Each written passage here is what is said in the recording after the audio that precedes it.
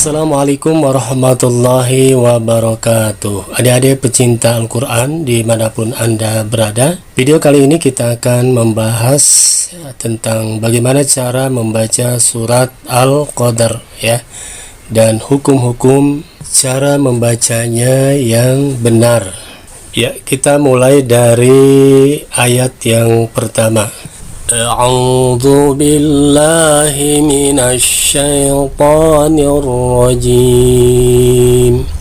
Bismillahirrahmanirrahim. Inna anzalnahu fi lailatul qadr. Nah, di sini ada nun gunnah, maka gunnah musyaddadah ya.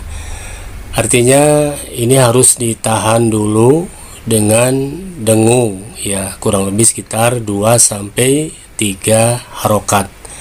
Jadi ketika dibaca terasa ada getaran ke hidung ya. Jadi jangan inna tapi inna. Nah, ini ditahan dulu 2 harokat karena itu adalah gunnah.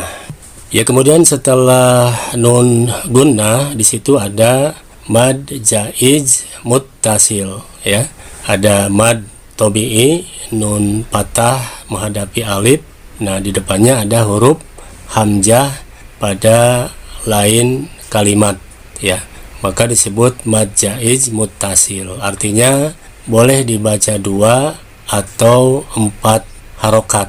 Cuma kalau dari awal dibaca 2 sampai beres berarti 2. Kalau dibaca 4 juga majaidnya dibaca 4 harokat. Ya, adapun yang dimaksud dengan beda kalimat ini, inna 1 kalimat, anzalna juga 1 kalimat ya. Mad tabi'inya bertemu hamzah pada lain kalimat. Ya, kemudian ada huruf nun sukun ya bertemu dengan huruf zai. Nah, ini hukumnya adalah ihfa ausat ya, dibacanya samar dan didengungkan. Jadi antara samar dan dengung ini seimbang ya, pertengahan. Seperti angsalna ya. Kemudian ada huruf nun berpatah berdiri. Nah, ini sebagai pengganti mad asli, maka dibacanya 2 harokat.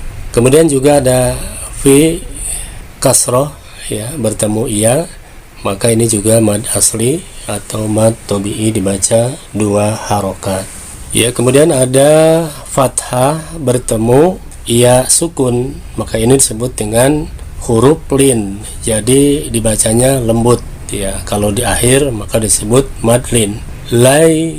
Lailatul qadr, bukan lailatul tapi lailatul qadr ya. Kemudian cara membaca waqaf ya 2 sukun ya, al qadr. Nah, ketika dal sukun ini berarti qalqalah sugro ya. Nah, dibacanya dipantulkan lailatul qadr. Dan baru rohnya diwakofkan. Bagaimana cara membaca 2 sukun ketika wakof?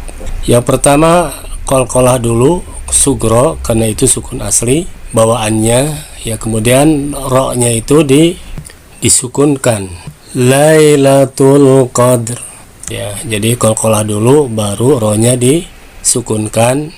Nah, ini lebih rendah daripada ya bunyi dal tadi. Nah, disinilah banyak kaum muslimin yang membacanya Lailatul Qadr. Kalau qad itu artinya sungguh, tapi al-qadr itu namanya kemuliaan.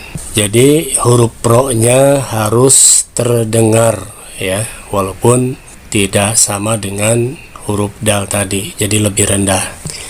Ya, ada juga yang berpendapat ya tidak harus terdengar, yang penting ro-nya dibaca sukun, jadi bukan al-qad seperti itu. Tapi secara pribadi saya lebih cenderung memilih pendapat yang harus terdengar bunyi ro-nya. Lailatul qadr Ya, berikutnya pada ayat yang kedua, wa ma adra. Nah, ini wa ma, ya, mad tabi'i bertemu dengan hamzah pada lain kalimat disebut dengan mad jaiz munfasil. Nah, ini boleh dibaca 2 atau 4. Yang penting konsisten dari awal sampai akhir. Kemudian ad. Nah, ini qalqalah sugro, ya. Artinya pantulannya kecil karena di situ sukun asli. Ya, berikutnya cara membaca ro patah, maka ini dibaca tafhim, tebal, ro, ya. Wa ma adra. Ya, jadi ro-nya dibaca tebal. Ya, kalimat berikutnya hampir sama dengan ayat yang pertama. Baik, berikutnya kita lanjut dengan ayat yang ketiga. Ya, kemudian ada lai, nah itu huruf lin. Ya, kemudian lailatul qadri, qad, ya, qalqalah sukro, pantulannya kecil, ri, ya, berarti ini tarkik, ya, ri. Nah, ri itu kalau membaca kasroh, nah ini bukan, artinya bibirnya bukan ditarik ke samping, tapi dagu bawah ini turun, ya. Lailatul qadri. Ya, kemudian ada tanda waqaf lam alif. Nah, pertanda di situ dilarang berhenti, jadi harus diwasol, wajib, ya, diwasol. Ya, kemudian juga ada kalimat khair, ya, itu juga termasuk kepada harfu lin, ya, dibaca dengan lembut. Ya, kemudian ada domah tain bertemu huruf mim. Nah, ini dibaca gunnah, ya. Jadi dimasukkan dulu 2 harakat dengan dengung. Ya, contohnya khairum min alfi syahr. Nah, kemudian ada nun sukun bertemu huruf ijhar, maka dibaca jelas min alfi syahr. Kemudian alfi syahr, ya. Nah, ini dibaca dengan alfi syahr. Nah, ini dibaca dengan tafhim, ya, karena huruf sebelum waqaf ini adalah fathah, yaitu sebelum sin dan ro. Kecuali kalau di wasol, maka ro-nya dibaca tarkik atau tipis. Ya, berikutnya pada ayat yang keempat, ya, tanazzalul. Nah, ini di sini ada zai tasdid. Nah, ini tidak boleh didengungkan, ya, hanya dimasukkan saja. Kemudian malaika. Nah, ini ada mad asli bertemu hamzah pada satu kalimat, maka ini disebut dengan mad wajib muttasil. Jadi wajib dibaca 4 atau 5 harokat, ya, tidak boleh kurang, tidak boleh lebih. Warruhu, ya. Nah, ro-nya di sini doma bertemu waw. Nah, ini adalah mad asli atau mad tabi'i. Kemudian fiha. Nah, fi-nya kasroh bertemu ya sukun juga mad asli atau mad tabi'i. Kemudian biiz, ya. Nah, ini hati-hati jangan sampai mantul biizni, ya, biizni rabbihim, ro-nya tafhim tebal, rabbihim. Nah, di sini, ya. Kemudian ada mim sukun bertemu mim. Nah, ini yang disebut dengan izgham mimi, maka dibacanya dengung selama 2 harokat. Ya, berikutnya di situ ada nun sukun bertemu huruf kaf. Nah, itu disebut dengan ihfa abad, yaitu nun yang berada di ujung lidah ini jauh, ya, ke huruf ka, maka dibacanya lebih dominan dengungnya daripada samarnya, ya. Contohnya min kulli amr. Nah, ini sama dengan syahr, ya, seperti itu. Ya, berikutnya ayat yang terakhir salamun, ya, lamnya ini mad asli atau mad tabi'i. Jadi huruf alifnya diganti dengan fathah berdiri.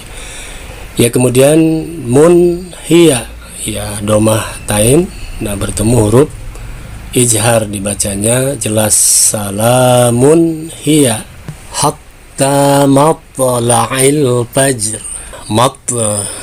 Qalqalah sugro, al-fajr, al-amr, dan as-sahar, ya seperti itu. Baik, lebih jelasnya marilah kita sama-sama kita baca dari awal sampai akhir. A'udzu billahi minasy syaithanir rajim. Bismillahirrahmanirrahim. Inna anzalnahu fi lailatul qadr. وما أدراك ما ليلة القدر ليلة القدر خير من ألف شهر تنزل الملائكة والروح فيها بإذن ربهم من كل أمر Salamun hiya hatta matla'il fajr. Ya, mudah-mudahan bisa bermanfaat bagi kita semuanya. Kurang lebihnya mohon maaf. Terima kasih. Wassalamualaikum warahmatullahi wabarakatuh.